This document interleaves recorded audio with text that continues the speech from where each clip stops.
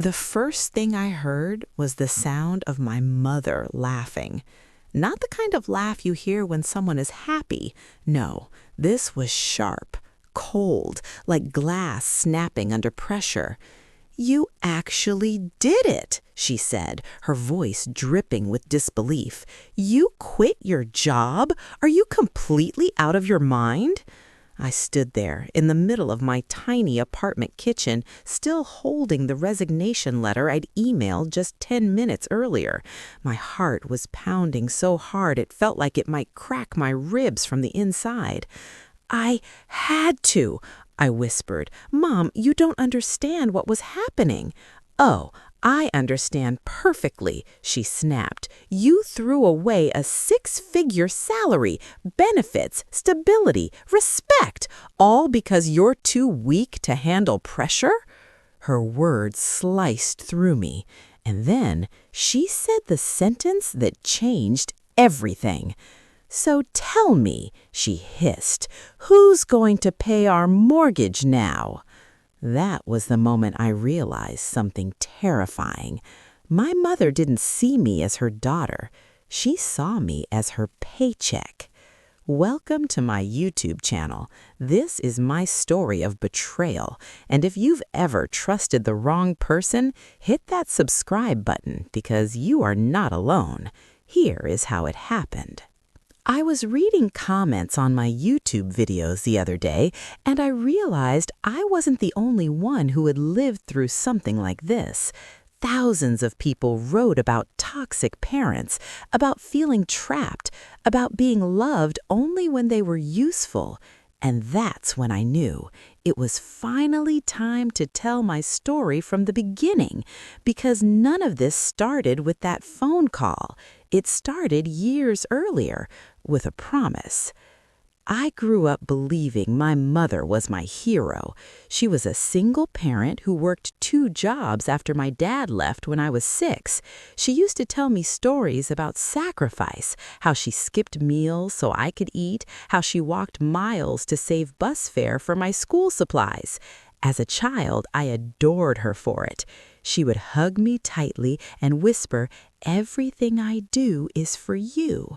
Those words became the foundation of my life. I studied hard, I never complained, I never asked for anything unnecessary, because I believed one simple truth: I owed her everything. By the time I graduated college, I landed a prestigious corporate job, the kind most people only dream about. High-rise office, executive clients, a salary that made my relatives whisper with envy at family gatherings.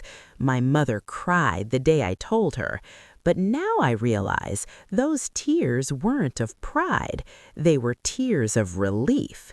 Because from that moment onward, something shifted. Our conversations slowly stopped being about me and started being about money. At first, it seemed reasonable. "Can you help with a small bill?" she'd ask. Of course I could. Then it became, "The roof needs repairs." Then, "I had to refinance the house." Then, "You should cover the mortgage. It's technically your home, too." Each time she framed it as sacrifice. "You wouldn't have this career without me," she would remind me gently. "I gave you everything." And every time she said it, I felt guilt wrap around my chest like chains. So I paid, without question, without hesitation. For years, I worked myself to exhaustion. 80-hour weeks, constant deadlines, toxic management, office politics that felt like psychological warfare. I remember sitting in my car one night at 2 a.m., unable to stop crying. My hands were shaking so badly I couldn't even turn the key in the ignition. I was burnt out, broken, completely alone. But every time I thought about quitting, I heard my mother's voice in my head. "You're strong. You don't give up. Our future depends on you." So I stayed, and slowly my mental health began to collapse. The panic attacks started first, then insomnia, then the constant suffocating dread that followed me everywhere. One day, during an executive presentation, my vision went black mid-sentence. My chest tightened like a vice. I collapsed in front of an entire conference room. When I woke up in the hospital, the doctor said something that shook me to my core. You're experiencing severe burnout and anxiety disorder. If you continue like this, your body will eventually shut down. I remember staring at the ceiling, numb, because for the first time, I realized something terrifying. If I didn't quit, this job might literally kill me. That night, I called my mother. I thought she would understand. I thought she would say, "Come home, your health matters more." Instead, she said something else entirely. "Everyone feels stressed. That's life. You think you're special?" she replied coldly. I tried to explain the doctor's warning. She cut me off. "So what? You'll just stop working? Let everything fall apart?" I hesitated, and in that pause, she said the words that sealed my fate. "You are not allowed to quit." Not shouldn't, not maybe reconsider, not let's talk about it. No, you are not allowed. For weeks after that call, I felt trapped inside my own life, like I was suffocating under invisible chains. I kept going to work, kept smiling, kept pretending everything was fine, until one morning, something inside me finally snapped. It was a Tuesday. My boss screamed at me in front of my entire team over a mistake that wasn't even mine. As he yelled, I suddenly felt this strange calm wash over me, like my mind had detached from my body, and a single thought echoed inside my head. If you stay here, you will die. I walked back to my desk, opened a blank email, and typed 2 words that would change everything. I resign. 10 minutes later, I called my mother, and that's when she said it. "How dare you quit your job, idiot? Who's going to pay our mortgage now?" Her voice wasn't worried. It wasn't scared. It wasn't even angry. It was furious, like I had just stolen something from her. That was the moment a horrifying realization hit me. All these years, all the sacrifices, all the guilt, all the pressure had never been about love. It had been about control. And what she said next proved it beyond any doubt. Because in the middle of that call, my mother revealed a secret she had been hiding from me for years. A secret about the mortgage, a secret about the house, and a secret about what she had really been doing with my money. And when I heard it, my entire world shattered. There was a long silence after my mother asked who would pay the mortgage. At first, I thought she was just panicking. Maybe she was scared. Maybe she didn't understand how serious my condition had become. So I tried to stay calm. "Mom," I said softly, "we need to talk about this. I've already paid most of the house for years. We can figure something out together." But she didn't respond right away. Instead, I heard something strange on the other end of the phone. Papers rustling, a drawer sliding open, the sound of a deep, irritated sigh. And then she said something that made my stomach drop. "You don't even know what you're talking about," she muttered. "You think you've been paying most of it?" My chest tightened. "What do you mean?" Her voice hardened. "You haven't even covered half." For a moment, I genuinely thought I'd misheard her. "That's impossible," I said. "I've been sending you thousands every month for almost 8 years. "Yes," she snapped, "and that still wasn't enough." My mind went blank. Not enough? how could it not be enough? The mortgage on that house wasn't that high. I knew the approximate numbers. I had asked before, and every time she'd given me vague answers. But now, something felt very wrong. "Mom," I said slowly, "how much is the mortgage actually?" She hesitated, just for a second, but that second told me everything, because for the first time in my life, my mother sounded nervous. "You wouldn't understand. There are other expenses." "What other expenses?" "Maintenance, interest, repairs, taxes." Her words came too fast, too rehearsed, like she had said them many times before. But something inside me had shifted during that phone call. The fog of guilt that had clouded my mind for years was finally starting to lift. And for the first time, I asked a question I had never dared to ask. "Can you send me the mortgage statements?" Silence. A heavy, suffocating silence. Then her voice exploded with anger. "Why would you need those?" The accusation shocked me. "I just want to understand the numbers," I replied carefully. "That's normal, Mom.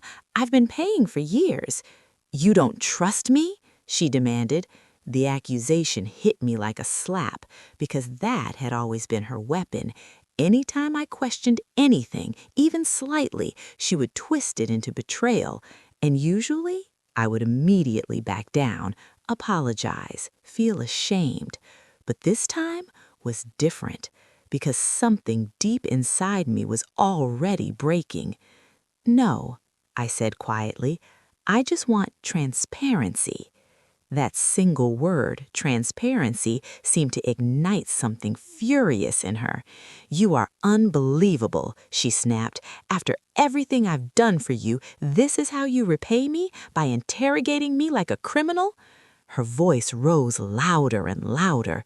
"You're selfish, ungrateful, just like your father." That last sentence pierced straight through my heart, because she had always used my father as the ultimate insult, the ultimate betrayal, and for years I had lived in terror of becoming like him. But in that moment, instead of guilt, I felt something else, a cold, quiet clarity. "Just send the documents," I repeated calmly. That's when she said it, the sentence that would change everything. "There are no documents." My heart stopped. "What do you mean?" Her next words came out sharp and defensive. "The house isn't under a mortgage anymore." I felt the world tilt. "What?" "It was paid off years ago." The air left my lungs. Paid off? Years ago? My hands started trembling so badly I had to sit down. "Mom," I whispered, "what are you saying?" She let out an annoyed exhale.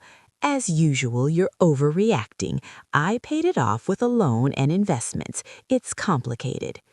But her tone was dismissive, like this wasn't a life-shattering revelation, like it was just a minor detail. And then the realization hit me with brutal force. If the house had been paid off, then where had all my money been going? My voice came out barely above a whisper. "So the money I've been sending every month?" She didn't answer immediately, and that silence was louder than any confession. "Mom," I said again, my voice shaking, "where did it go?" Her response was cold. "I used it." "Used it how?" "For the family, for expenses, for emergencies, for things you wouldn't understand." But her words felt vague, evasive, like smoke slipping through fingers. "How much money are we talking about?" She snapped. "Why are you acting like this is a crime? You owed me that money." The word owed echoed in my ears.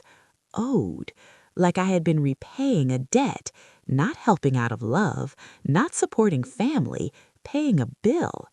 And suddenly memories began flashing through my mind. All the time she said, "I sacrificed everything for you. You wouldn't exist without me. You owe me your success." I had always thought those were emotional statements, but now they sounded like something else, like a contract. "How much, Mom?" I asked again. Her voice dropped into a quiet, dangerous tone. "Over the years, about 300,000. The number slammed into me like a physical blow. I couldn't breathe. $300,000? My entire adult life, my savings, my future, gone. And I had never once questioned it because I trusted her, because she was my mother, because I believed she loved me." My vision blurred with tears. "What did you spend it on?" I whispered. This time she didn't hesitate. "On living," she said bluntly, "on comfort, on things I deserved after struggling my whole life." Her words felt like knives. Things she deserved, not needs, not survival, comfort. And then she said something that shattered the last illusion I had left. "You should be grateful," she added coldly. "Most parents would charge their children rent. I only asked for what was fair." Fair. I felt something inside me collapse completely, because at that moment I finally understood. She had never seen my support as love. She saw it as entitlement, as something she had a right to, as something I could never refuse. I don't remember what I said after that. I only remember the sound of my own heartbeat in my ears and the feeling of something breaking deep inside my chest. Not anger, not yet. Something worse. The death of trust, the death of a lifelong belief, the death of the idea that my mother loved me unconditionally. But the worst part, the absolute worst part, was what she said next, because after revealing she had taken everything, she made a demand so shocking, so cruel, it forced me to make the hardest decision of my life. And when she said it, I realized this wasn't just betrayal. It was something far darker. I sat there in silence, gripping my phone so tightly my knuckles turned white. $300,000. Years of my life. Gone. And my mother wasn't apologizing. She wasn't explaining. She wasn't even trying to comfort me. Instead, she sounded irritated, like I was the problem, like my shock was an inconvenience to her. And then she said the words that made my entire body go cold. "Well," she added impatiently, "now that you've made this mess by quitting your job, you need to fix it." My throat tightened. Fix what? The financial gap, obviously. I felt my pulse start pounding in my ears. "I don't have an income anymore," I said quietly. "That's the whole point. I left because I was collapsing." She let out a sharp, mocking laugh. "Oh, please, don't exaggerate. People deal with stress every day. You just don't want to work hard anymore." Her words landed like stones, each one heavy, each one deliberate, each one meant to crush. "I was hospitalized," I whispered. "Drama," she replied instantly. That single word broke something inside me. For years, I had endured exhaustion, anxiety, and pressure because I believed my mother needed me, because I believed she cared about my well-being, even if she expressed it harshly. But now, hearing her dismiss my health so casually, I felt a strange numbness spreading through my chest, like my emotions were shutting down, protecting me. And then she said it, her demand. "You need to find another job immediately, a better one if possible." I stared at the wall, stunned. "I just quit. I can't just replace it overnight." "Not my problem. The house expenses don't stop just because you decided to be weak." Weak. That word echoed louder than everything else because I knew what she meant. To her, strength wasn't about survival. It wasn't about health. It wasn't about boundaries. Strength in her world meant one thing: obedience. "I can't do this anymore," I whispered. She went silent, and then her voice dropped into something dangerously calm. "What did you say?" "I can't keep sacrificing my life like this. I need time to recover. I need space. I need to focus on myself for once." The silence that followed felt heavy, threatening, like the air before a storm. And then she said it slowly, deliberately. "If you stop supporting me, don't bother calling me your mother ever again." My heart skipped. The words hit like a punch to the chest because she had never gone that far before. She had guilt-tripped, manipulated, pressured. But this was an ultimatum. "Are you threatening me?" I asked quietly. "I'm stating a fact. Family takes care of family. If you abandon me now, you're no different than your father." There it was again, the comparison, the emotional weapon she always used. But this time, something inside me didn't react the way it used to, because suddenly I realized something painful. She wasn't afraid of losing me. She was afraid of losing my money. "You don't care about me," I said softly. She scoffed. "Don't be ridiculous. Everything I've done was for you." "No," I whispered. "Everything you did was so you could control me." The words left my mouth before I could stop them, and for the first time in my life, I spoke the truth out loud. Her reaction was instant, explosive. "How dare you speak to me like that? I sacrificed my youth for you. I gave you everything." The familiar speech, the same lines she had repeated for decades, but now they sounded different. Now they sounded like justification, not love. "You gave me life, but you also made me feel like I had to repay you for it forever." Her breathing grew sharp. "You're twisting things." "No, I'm finally seeing them clearly." There was a long pause, and then she said something that made my stomach twist. "You think you can survive without me?" she asked coldly. The question confused me. "What do you mean?" Her voice turned smug. "You don't know how to manage life alone. You've always depended on me emotionally. Without family, you'll collapse." The words carried a dark confidence, like she truly believed I was incapable of living without her approval. And maybe, for years, she had been right, because I had shaped my entire identity around pleasing her, around making her proud, around earning her love. But in that moment, I felt something shift. Not fear, not guilt, something else, something new. Resolve. "I'll manage," I said quietly. She laughed again, but this time it sounded cruel. "No, you won't. You always come back. You always do." Her certainty sent a chill down my spine, because she wasn't guessing. She was speaking from experience. Every time in the past when I tried to set boundaries, I had eventually given in, apologized, resumed sending money, restored her control. And she expected the same pattern now. But this time, she was wrong. "I'm not sending money anymore." The words felt heavy, final, irreversible. Her breathing stopped for a second. Then her voice turned icy. "So that's it. You're abandoning me." "I'm saving myself," I replied. Silence. Then she delivered the sentence that would haunt me for months afterwards. "If you do this, you will regret it for the rest of your life." My chest tightened. "What do you mean?" And then she said something so chilling, so calculated, it made my blood run cold. "Because," she whispered, "I know things about you that could destroy you."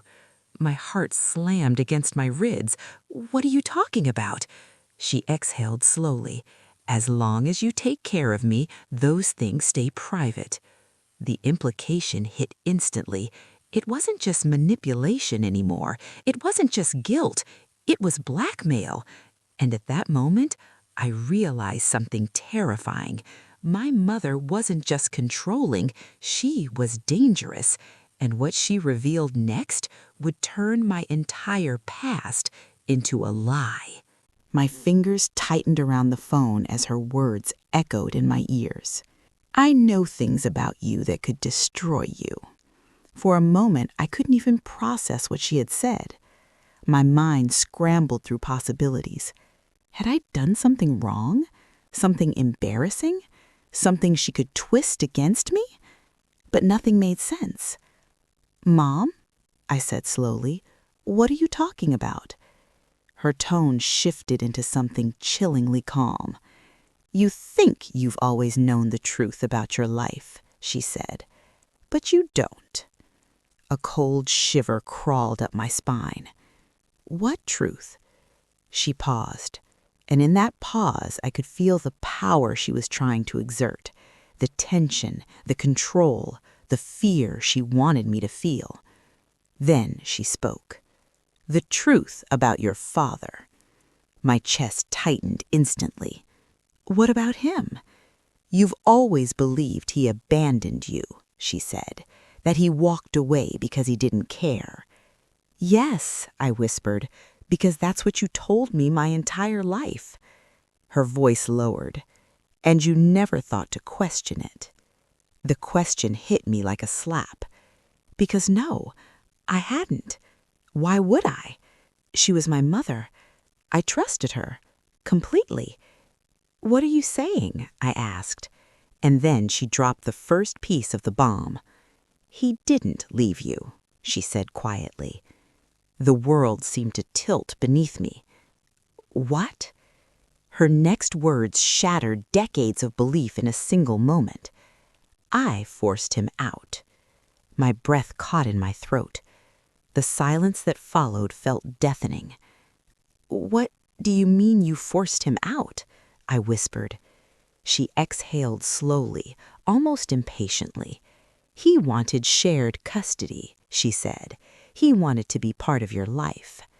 My entire body went numb. That couldn't be true.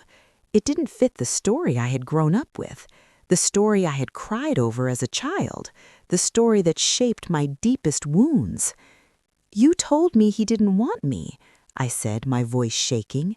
"Yes," she replied bluntly, "because it was easier that way." Easier. The word echoed like an explosion inside my head. Easier to lie, easier to manipulate, easier to ensure I stayed loyal only to her.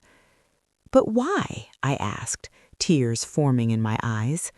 Her answer came without hesitation. "Because I needed you on my side." My heart shattered in that moment. Not slowly, not gently, completely.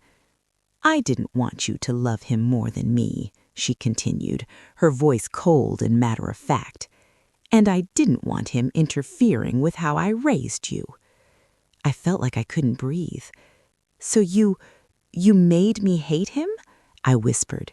"Yes." No regret, no hesitation, just a simple, blunt confession.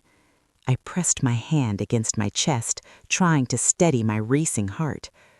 "All those years, I thought he abandoned me." She sighed. "He moved away after the court battle. He tried to contact you a few times when you were younger." My head snapped up. "What?" "I intercepted the letters," she admitted. The room spun around me. "You... what?" "I threw them away," she said calmly. "There was no point confusing you." My knees felt weak. I had to sit down, because suddenly my entire childhood felt like a lie.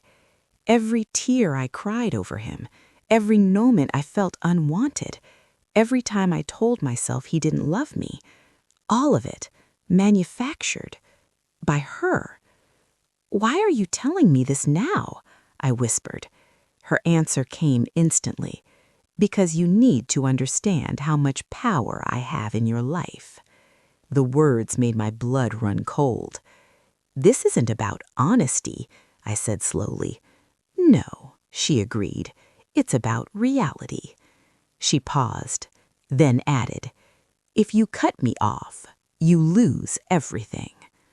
My heart pounded. What does that even mean? Her voice hardened. You think you can rebuild your life without me? You think you can just walk away after everything I've done? Yes, I said quietly. The word slipped out before I could stop it. And for the first time in my life, I meant it. She went silent, and then her voice turned sharp with fury. You're ungrateful, she hissed. You have no idea how much I sacrificed. The familiar script, the same justification she always used. But now it sounded hollow, because I finally saw the truth beneath it. This wasn't sacrifice, it was control. She hadn't raised me out of pure love. She had raised me to depend on her, to feel indebted to her, to stay tied to her forever. And now that I was trying to break free, she was panicking. You don't own me, I said quietly. My voice trembled, but it didn't break. You owe me everything, she snapped. No, I replied. You chose to have a child. That doesn't make me your lifetime investment. The words hung in the air between us, heavy, irreversible. And then she said something so venomous, it felt like poison. You'll regret this, she whispered, because when you fail, when you're alone, when no one else cares about you, don't come crawling back.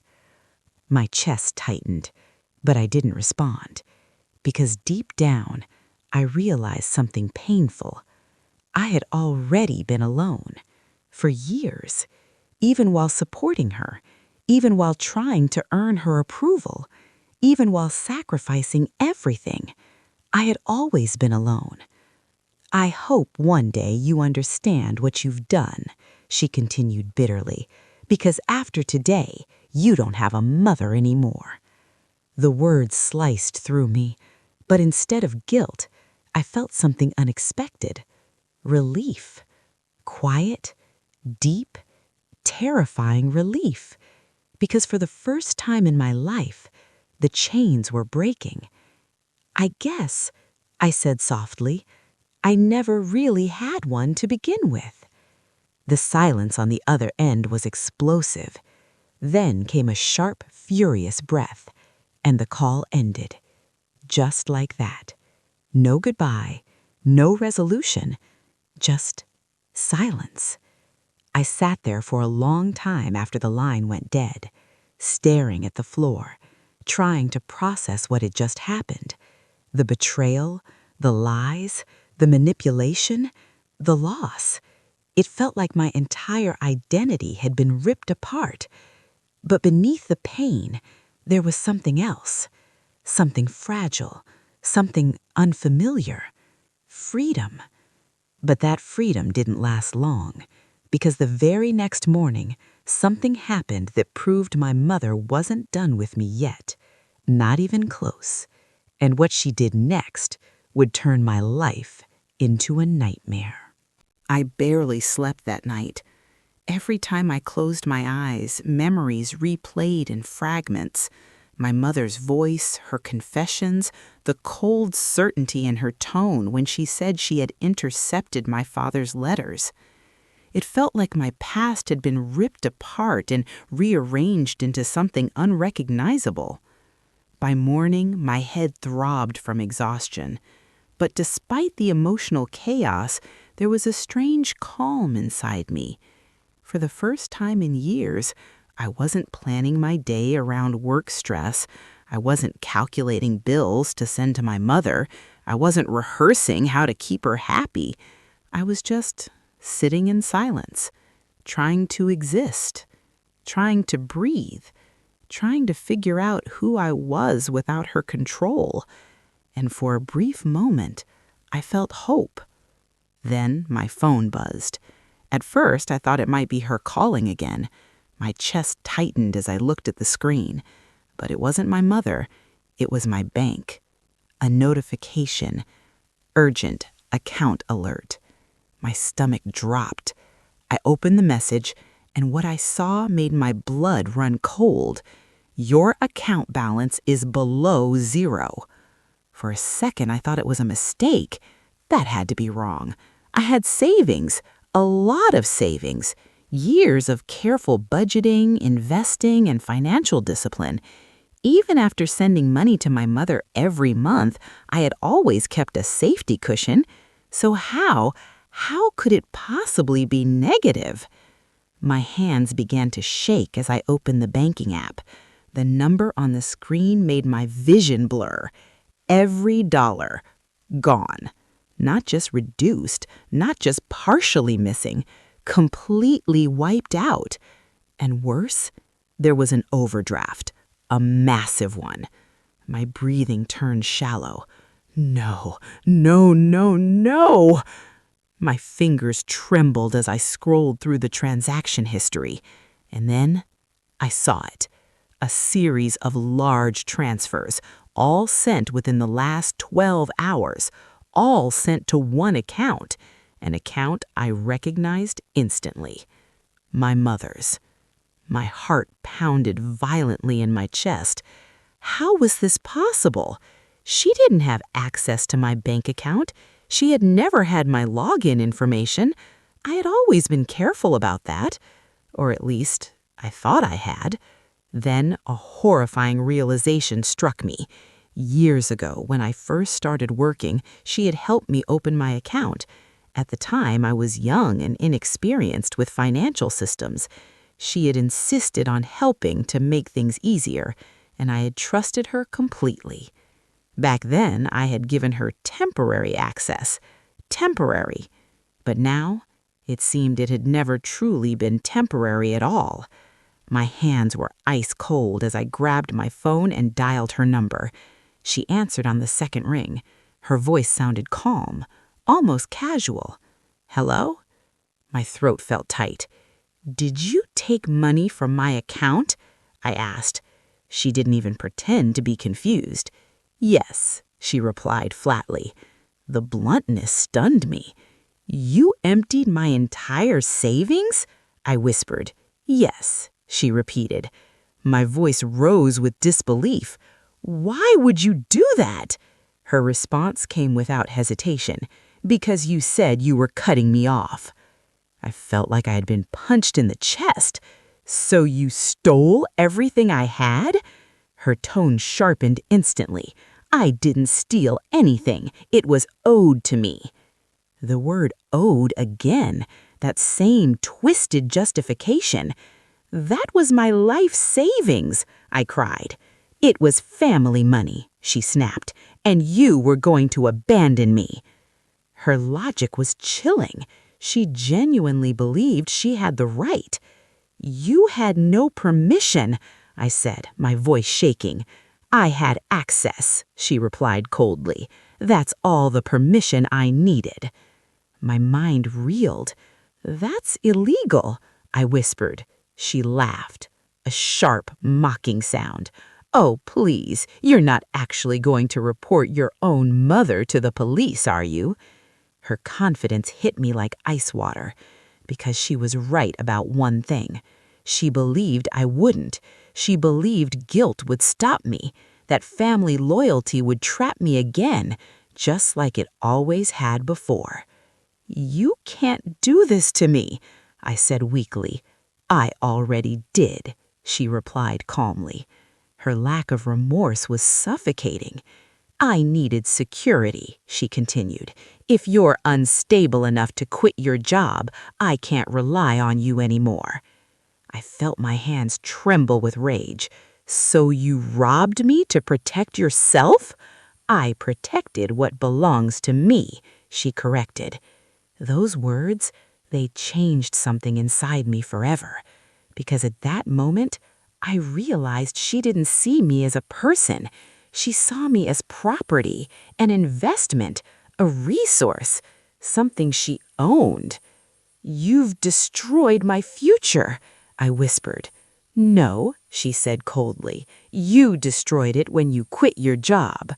Her voice softened slightly, but not with kindness, with calculation. You can still fix this, she added. Find a new job, start sending money again, and maybe I'll help you out later. help me with my own money. The manipulation was so blatant, it felt surreal, like something out of a nightmare. "I'm closing the account," I said quietly. Her tone turned sharp. "You won't get anything back." "I know. And if you try to fight me legally," she warned, "I will make sure everyone knows how unstable you are. Your employers, your relatives, everyone."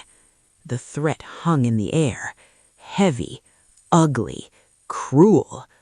But instead of fear, I felt something unexpected rising inside me. Anger. Not explosive anger, not chaotic anger. Cold, focused, determined anger. Because in that moment, I finally understood something. She would never stop.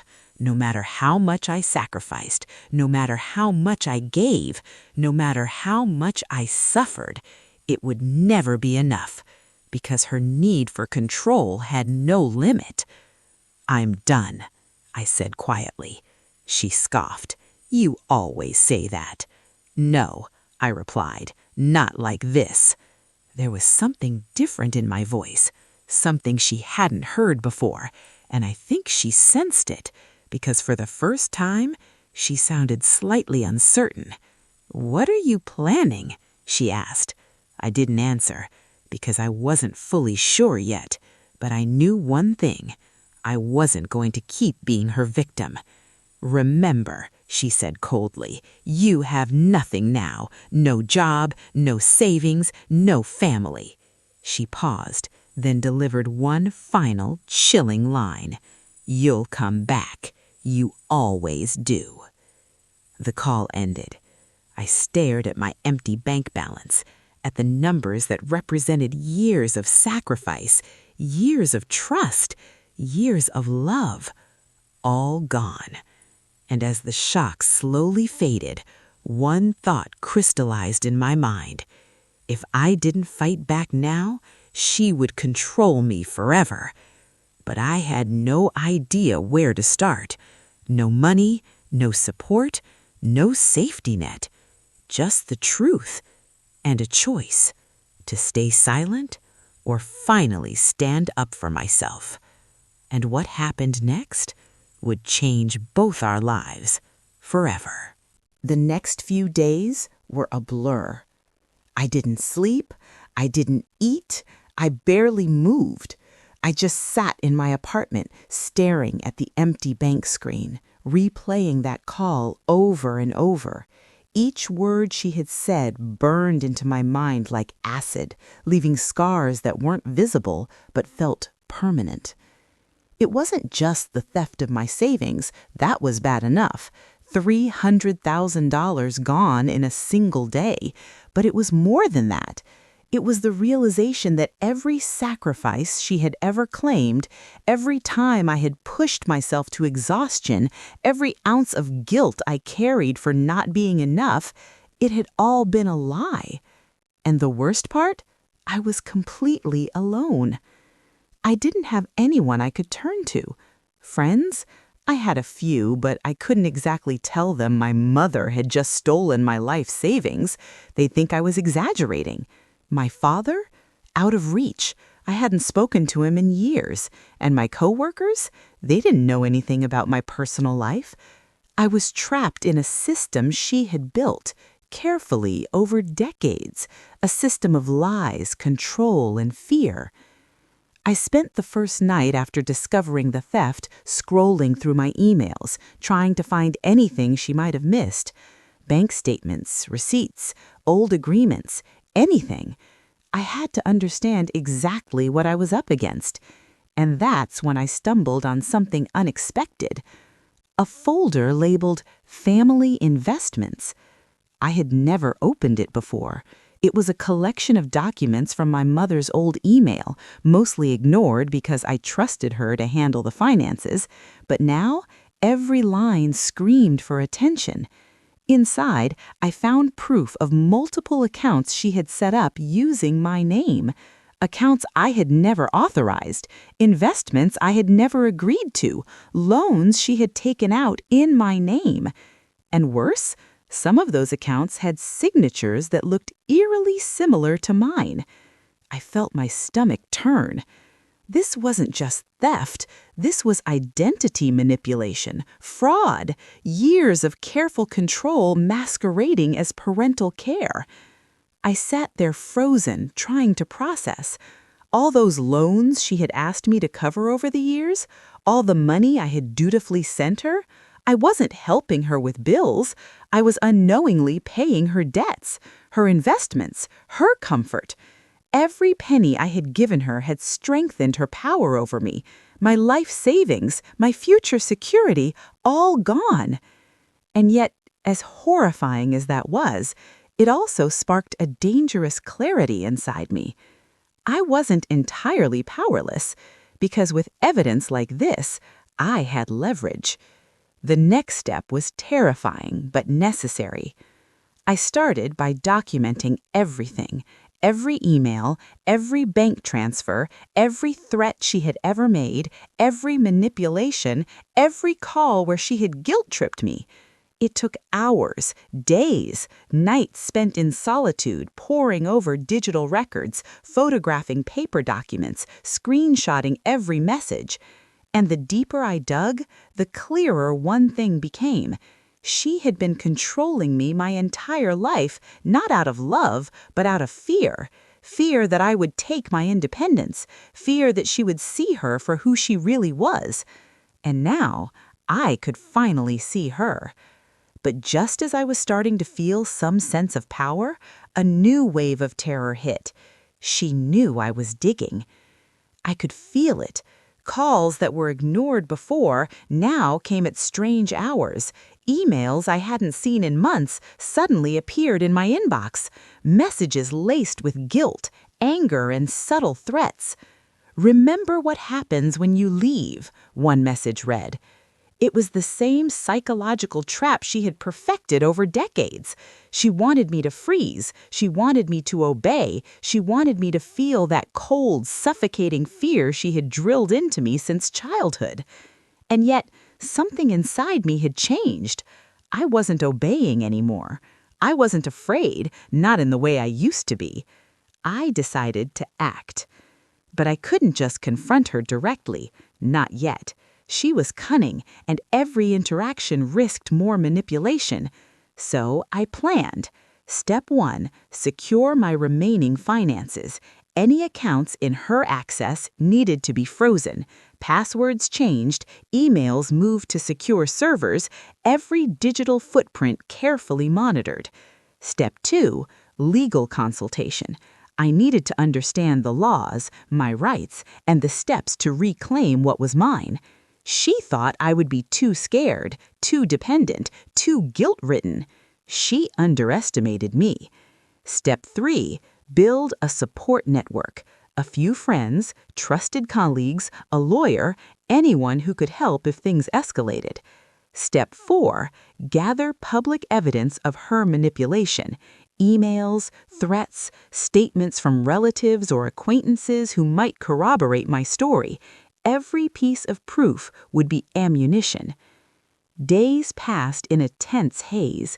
Every phone vibration made my heart race. Every email notification set my nerves on fire. I felt hunted, which is exactly how she wanted me to feel. And then, just when I thought I could start reclaiming my life, she made her next move. A direct threat. A phone call at 3 a.m., the kind that makes you feel physically sick before you even pick up. When I answered, her voice was low, measured, and terrifyingly calm. "You think you can play games with me," she said. "Don't forget, I know things about you, things that can ruin your career, your reputation, even your freedom." My blood ran cold. She wasn't bluffing. She had been carefully collecting information all these years, and now she was holding it over me like a guillotine. I froze. My plan, my evidence, my resolve all suddenly felt fragile against the sheer weight of her experience and ruthlessness. And yet, I could not back down. because if I did, I would lose everything permanently. That night, I made a decision I had never thought I could make. I would fight. Not for revenge, not for anger, but for survival, for freedom. For the first time in my life, I realized I didn't need her approval, I didn't need her love, and I certainly didn't need her control. I was done being her victim. And as dawn broke through the window, I felt something I hadn't felt in years: the possibility of reclaiming my life. But deep down, I also knew this wasn't over, because she was clever and she was dangerous. And the next confrontation, the one that would decide everything, was coming. The morning light crept through my blinds, but I didn't see it. I was still sitting at my desk, surrounded by stacks of papers, spreadsheets, and screenshots. Each one was a reminder of betrayal, my entire adult life meticulously manipulated by the one person I was supposed to trust most: my mother. I had spent days planning, preparing, analyzing every possible move, every risk, every potential outcome, and now, finally, I had a path forward, a path that would reclaim not just my money, but my identity, my autonomy, my future. But the plan required one thing: confrontation. The kind of confrontation I had avoided for decades. Because she was cunning, calculated, and cold. She didn't just manipulate emotions, she weaponized them. Every word she had ever spoken to me was carefully measured to create dependence, fear, and guilt. And yet, I was done being afraid. I called her, letting the phone ring 3 times before she picked up. Her voice was casual, almost mocking. "So, finally decided to face me?" I could hear the smirk in her tone, the confidence, the belief that I would break the second I tried to assert myself. "I want to talk," I said. My voice was quiet but steady. "About what?" she asked, feigning innocence. "About everything. The money, the lies, the threats, all of it." There was silence on the line, and in that silence I sensed her calculating. She was used to having the upper hand. She was used to fear controlling my decisions, but this time there was none. "Go on," she said finally. I laid it all out, step by step: the stolen savings, the fraudulent accounts in my name, the intercepted letters from my father, the decades of manipulation, the threats, the emotional abuse, every piece of evidence I had meticulously collected over the past week. Her tone didn't falter, not at first. She didn't scream, she didn't cry, she didn't beg. "You've always exaggerated," she said, dismissive. "You always overreact." "I'm not exaggerating. Every transfer, every document, every threat, it's all here. I have proof." There was a pause, then a sharp, almost imperceptible inhale. I could feel the first crack in her armor. "You think you can do this?" she asked, voice low. "You think you can just expose me and walk away?" "Yes," I said, "because I have to. I'm done being your victim." Her response was immediate, aggressive, threatening, terrifying. "You think you can ruin me? You think I'll just let you take everything and walk away? Don't forget what I told you. I know things about you, things that could destroy your career, your reputation, your life." I swallowed hard. My pulse raced. She wasn't bluffing. I knew that now. She had always been one step ahead, anticipating my moves, holding leverage over me, and yet the fear that had once controlled me was gone. "Then we'll deal with that," I said quietly, "but I won't let you control me anymore." There was silence, a tense, suffocating silence, and then she laughed, a low, cold laugh. "You're braver than I expected, but bravery alone won't save you." It was a psychological battlefield. Words were our weapons. Every sentence carried weight, meaning, and threat. I had to be careful, measured, precise. One misstep could cost me everything. She tried every tactic she knew. "Guilt? After all I've done for you, this is how you repay me?" Anger. You've always been ungrateful. You'll regret this. Fear. You can't survive without me. You'll fail and everyone will see it. But none of it worked. I had prepared for this. Every manipulation, every lie, every tactic she had ever used against me, I had countered. I stayed calm, documented every word, every threat, every admission. For the first time in decades, I was not powerless. Then she changed tactics, subtle, calculated, dangerous. "Do you really think your life will be better without me?" she asked softly. "Think about your job. Think about your reputation. Think about your father. Are you sure you're ready to handle all of that?" It was an attack on my identity, my self-doubt, my history. She was trying to destabilize me, make me question every decision I had made. But I didn't flinch. "I've been surviving without your approval for years. I survived your manipulation, your lies, and your threats. I can survive without your control, too." She was silent for a moment, and I could sense it, the tiniest flicker of uncertainty. Then came the final strike. "You're young," she said slowly. "You don't understand power yet. You don't understand leverage. You think you can beat me at my game? You can't. You will fail." I leaned back in my chair, feeling a surge of adrenaline. My plan was in motion. The legal consultations, the evidence, the secure accounts, all of it was ready. And now, finally, I was ready to act. "I don't need to beat you," I said calmly. "I just need to reclaim my life. That's all." Her voice dropped to a whisper. "Do you know what happens when you fight me?" "Yes," I said. "I'll be scared, I'll be stressed, but I won't be controlled." There was a long pause, and then a sigh. "You're really going to do this?" she said. "Yes," I replied.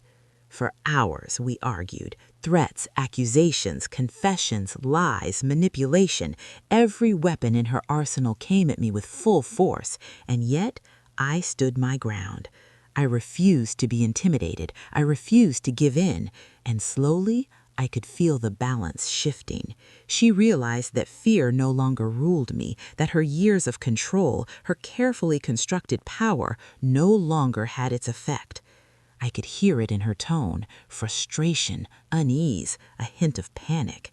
And for the first time in my life, I felt a strange sense of exhilaration. But the fight wasn't over, not by a long shot, because she still had leverage, she still had threats, she still had knowledge of my vulnerabilities, and I still had to be cautious. But I also knew one truth that had eluded me for decades. I was no longer a child. I was no longer trapped in her web. I was no longer dependent on her. I had something far more powerful than fear. I had clarity, I had strategy, I had truth, and I had resolve. The conversation ended, for now. I hung up the phone and stared at my hands. The shaking had returned, but it wasn't fear this time. It was adrenaline, because I knew the storm wasn't over. It was just beginning. And the next steps, the legal moves, the recovery of my savings, the confrontation with the past, would push me to limits I never imagined. But one thing was certain. I was done running. I was done hiding. I was done being her victim. And when this was over, I would finally be free. The weeks that followed were some of the hardest of my life. I had stepped into a battlefield I hadn't asked for, a war I hadn't planned to fight. Every day brought new challenges, legal consultations, frozen accounts, carefully documenting every transfer, every threat, every manipulation. Each step felt like climbing a mountain with no guarantee I would reach the summit. But with every action, every small victory, I felt a piece of myself returning. A sense of autonomy, long buried under decades of control, began to pulse through me. I was no longer just surviving, I was reclaiming. The first real breakthrough came when my lawyer confirmed that I could legally challenge the fraudulent transfers my mother had made from my account. The law was on my side. The evidence I had collected, emails, bank statements, intercepted letters, and documented threats, formed a clear, undeniable trail of manipulation and theft. It was terrifying, though. Facing her in court, confronting the woman who had controlled every aspect of my life would be nothing short of a psychological war. I felt a tight knot in my stomach just thinking about it. But I also knew that if I didn't take this step, I would remain trapped forever. I began to rebuild my financial life in parallel. New accounts, completely secure, new passwords, two-factor authentication, and tight monitoring. Every penny I had left was carefully allocated.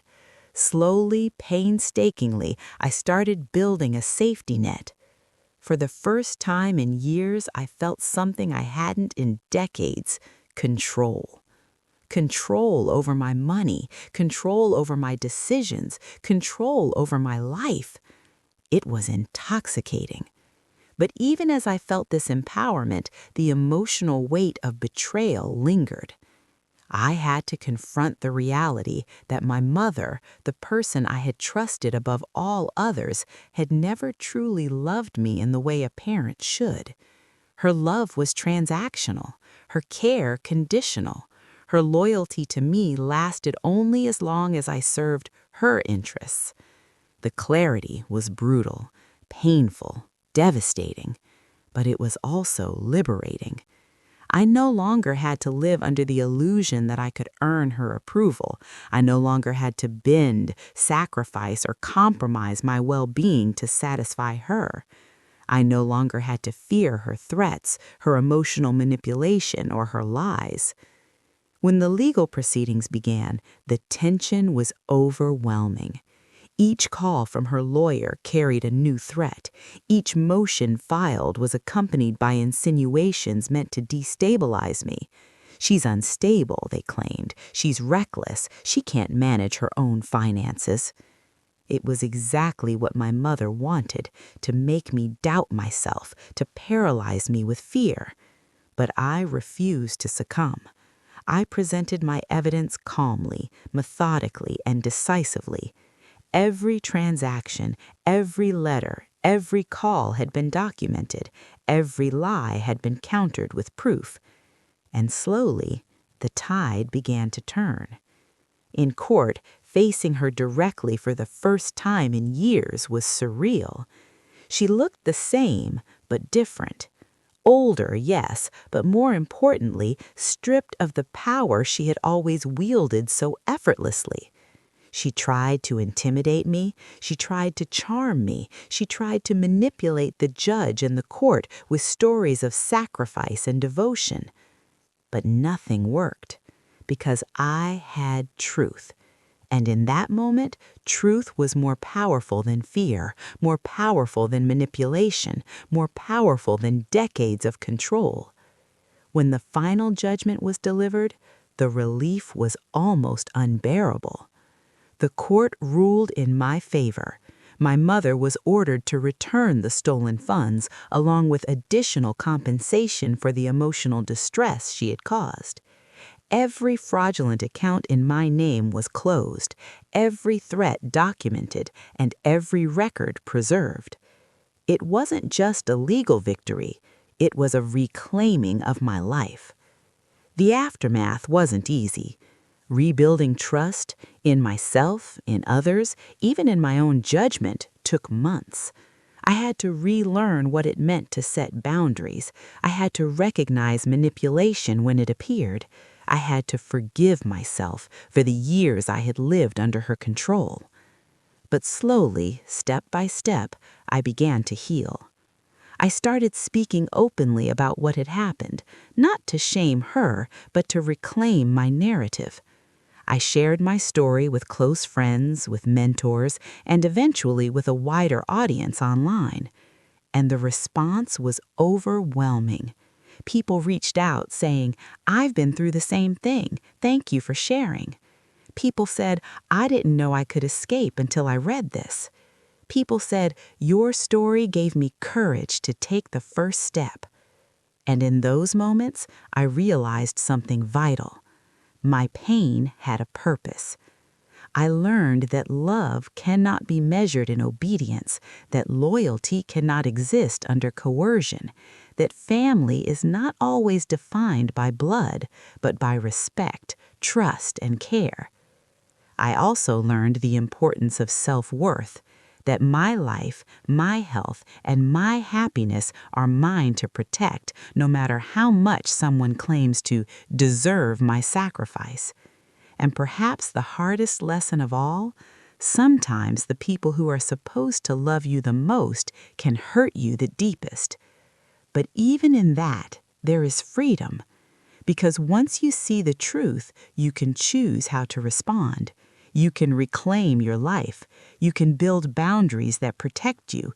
You can choose to live fully, without fear, without guilt, without manipulation. Today, my relationship with my mother is limited. Not by chance, not by anger, not by resentment, by necessity. Because freedom requires distance from those who would steal it from you. And I have learned to love myself fiercely, without apology. I have learned that self-respect is non-negotiable. I have learned that betrayal, as devastating as it is, can be the catalyst for unimaginable growth. As I sit here now, writing these words, I feel a sense of peace I never thought possible. The journey was brutal. The scars are real. The nights of anxiety and tears are not forgotten. But neither is my strength. Neither is my resolve. Neither is the truth I fought to reclaim. And that, above all, is mine.